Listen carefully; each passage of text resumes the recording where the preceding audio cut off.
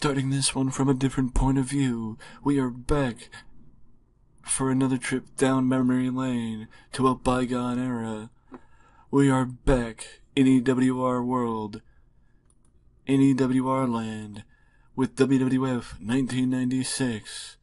Finally, I have a chance.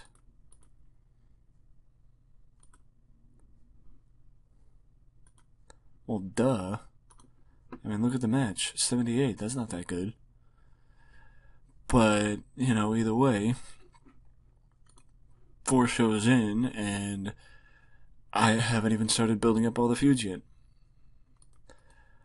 I mean, as I mentioned, actually, no.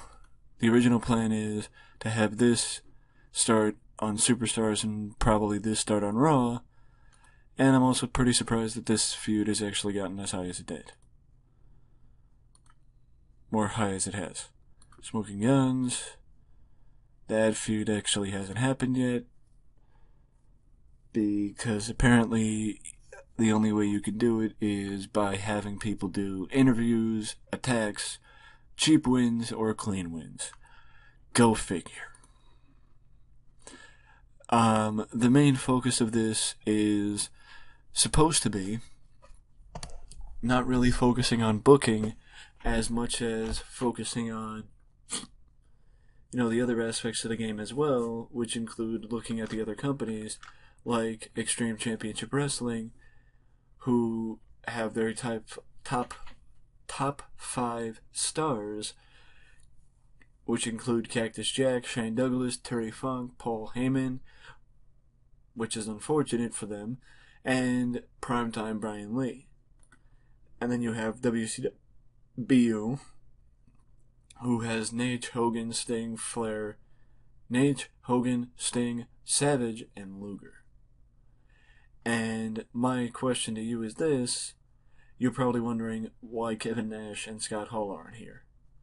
Well, Cactus Jack is a good example of it. A good reasoning.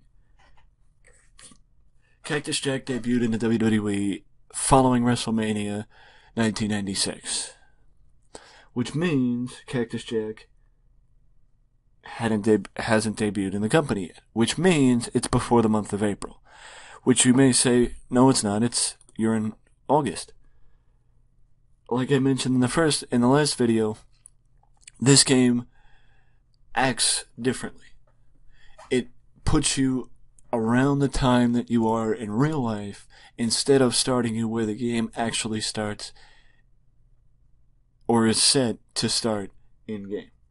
Which, in my opinion, is kind of confusing, because you should be able to start at at Royal Rumble in January.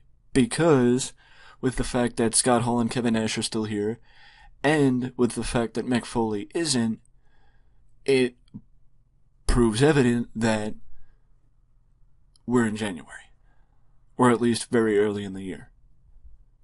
And you may ask, but it still doesn't make sense. You can't change the starting date in this game.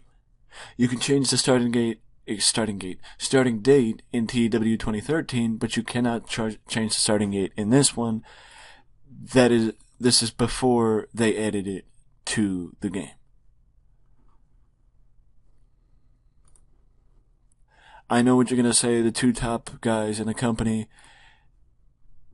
Vader and The Undertaker, and they haven't done anything yet. Well, there's a reason for that, and that's because I haven't really found the best way to fit their feud into the show, because I don't want to just start it off with a random promo by Vader, but I also don't want to start it off with a match, because, I don't know, I just started half my feuds off with matches, and half my feuds haven't even started yet, and we're approaching the pay-per-view. I know, some of the feuds have, they just haven't counted yet, or all the feuds have, or some of the feuds have, but some of them haven't been counted yet, but I find that to be absolutely retarded, that the game, stupid how the game operates with this aspect of it.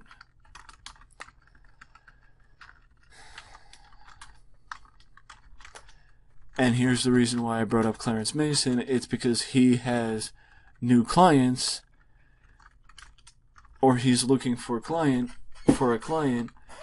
to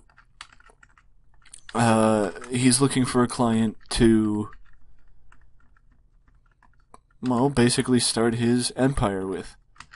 He's new to the WWE, to the WWF, and he wants to start. He's looking for somebody to manage. Yes, I know the initial idea of Clarence Mason is that he's a ripoff of Johnny Cochran, the lawyer from the O.J. Simpson case. And I'm not saying it's impossible for him to be that in this. I'm just saying that his underlying aspect of his character doesn't need to necessarily be a lawyer just yet. I could start him broad and maybe narrow focus it later to help with the idea of, I don't know, maybe having. You know what I'm going to do? I'm actually going to start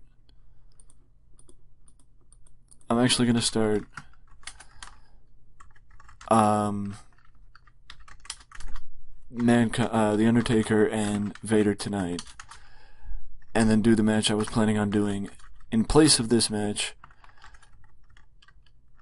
here, and just having the Heartbreak Hotel main event.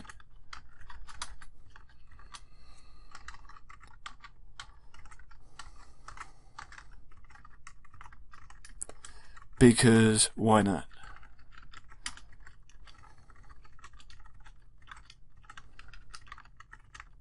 And also because the Godwins and the Bushwhackers need to compete too, and it's not that I was actually going to have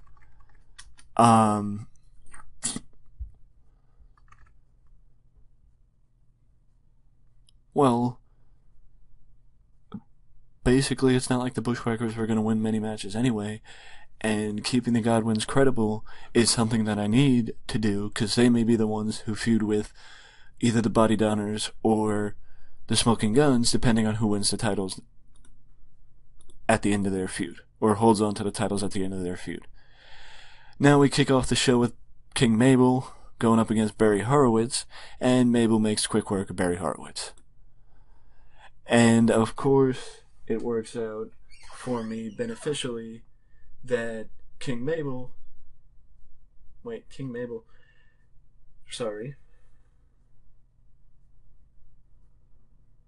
is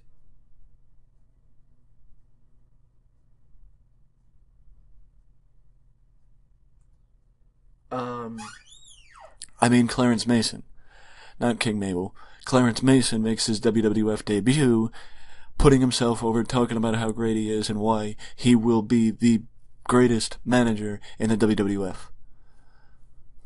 But he's just got to look for the right client. So he's going to be scouting for the next couple of weeks, looking for the right person and looking for the right or people to pass along his expertise.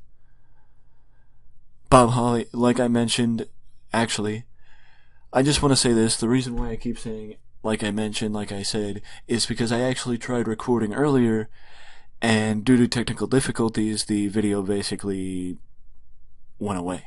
So I had to re-record, and the re-recording, when I reference, like I mentioned, what I'm referencing is my past recording, but I keep forgetting the video doesn't exist.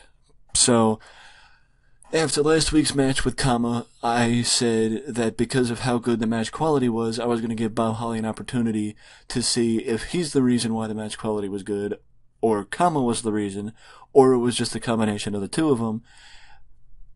66 isn't bad, but it's not as good as an 85 like it was last week with Kama. And you may say, oh, it's because of the Goon. You might be right, but maybe you might be wrong. Now we move backstage with Camp Cornette talking about Bret Hart and also the fact that Owen Hart and James E. Cornette will be the guest tonight on the Heartbreak Hotel later tonight with Shawn Michaels. And now we move to Marty Jannetty's match as Marty Jannetty beats the Brooklyn Brawler. No surprise there. How often does the Brawler actually win? Unfortunately, The Undertaker actually lost overness, which seems to be the case when people cut promos. The main event sees the Godwins get over the Bushwhackers, and gain a win back after losing the first week to the Smoking Guns, and remain with, keep on some momentum. And as I referenced before, the Heartbreak Hotel. And now if you don't know what this is, following, I think, WrestleMania 12, when Shawn Michaels actually won the world... No, WrestleMania 11. Following WrestleMania 11, Shawn Michaels actually said that he should work less on television and more on pay-per-views, because the less he worked, the more special it would be when he did work. So that's when Shawn Michaels started doing the Heartbreak Hotel. The Heartbreak Hotel was basically his interview segment.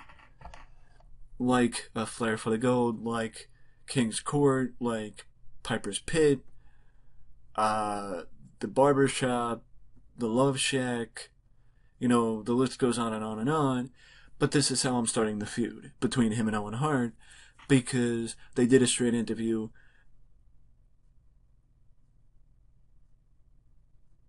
And it looks like Shawn Michaels and Owen Hart keeps, knocking him back. Basically, Owen Hart lets his big mouth, keeps running his mouth. Shawn Michaels tries to get the better of him and says something back to him. And then Shawn's like, whoa, hold up. I'm not trying to pick a fight with you. Let's just get back to talking. Let's get back to promo. Let's get back to the interview. Let's get back to talking about what you have planned for SummerSlam and the rest of the year. But Owen Hart says, you know what I have planned? Pow! And he knocks Shawn right in the jaw with a sucker punch, and then puts the boots to Shawn Michaels on his own show. And the last image the people see is Owen Hart standing tall over the limp body of Shawn Michaels with the Heartbreak Hotel backdrop in the background, and boos raining down on Owen Hart. I think we may have found our main event for Raw this Monday night, as it could be Shawn Michaels, Owen Hart, one-on-one this Monday on Raw. You'll have to find out what happens on Raw in the next video, because right now we are finished, and let's see how good we did. 69, not bad, especially for a B show. If you like how I'm doing this trip back in time to a bygone era, let me know in the comment section below, because as always, feedback is more than welcomed and appreciated. But if you don't want to leave a comment, you can always leave a like and subscribe to the channel for more content just like this that you can only find right here at Wrestling Express. Till next time. Later.